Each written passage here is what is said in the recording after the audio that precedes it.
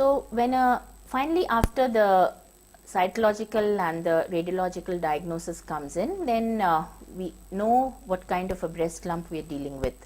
If it's a benign breast lump or a non-malignant breast lump, then we are very happy, and the treatment protocols would usually advocate a simple surgical procedure like a lumpectomy. Sometimes if the benign lumps are very small, probably as small as 1.5 centimeters, we can still wait and watch. We don't have to rush the patient into surgery. You can always keep them at a close follow-up. But suppose if you get a patient who's been diagnosed with a breast cancer, then the treatment protocols is very different. And what is very important is, once we have diagnosed that the patient has breast cancer, the next step would be to stage the disease, which is very important to know whether the disease is only in the breast or whether the disease has spread to any other part of the body, like the liver or the lungs or the bones. So we subject the patient to a thorough body checkup, which would probably involve an X-ray chest or a CT scan of the chest and an ultrasound of the abdomen and also a bone scan. And once the disease has not spread, then depending on the size of the lump, so this is the anatomy of the breast, and this is the nipple areola complex, and this is the fat and the glandular tissue of the breast. And the lumps can arise anywhere in the breast. It can also arise below the nipple areola complex.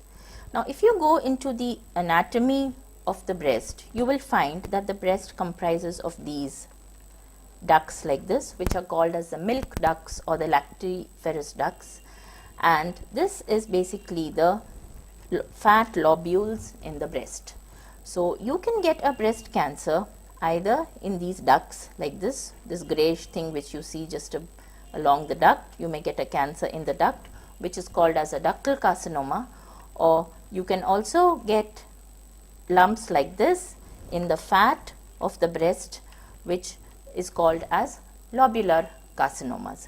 So this is the way the lumps would basically look, and these lumps would be growing inside the breast, and only when they are about 1 centimeter in size would you actually be able to feel them here on the surface of the breast.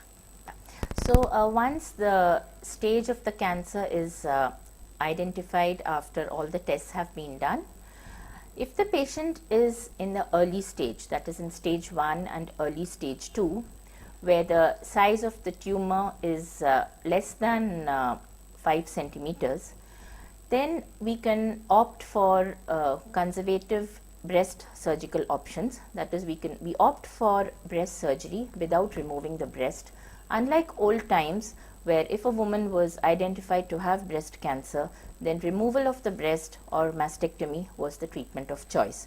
But now, with more advances in conservative breast surgery and certain reconstructive plastic surgery techniques called oncoplasty breast surgery, we have now come up with different surgical procedures which involve treating the breast cancer without removing the breast, and also reconstructing the breast to give it a good cosmetic appearance.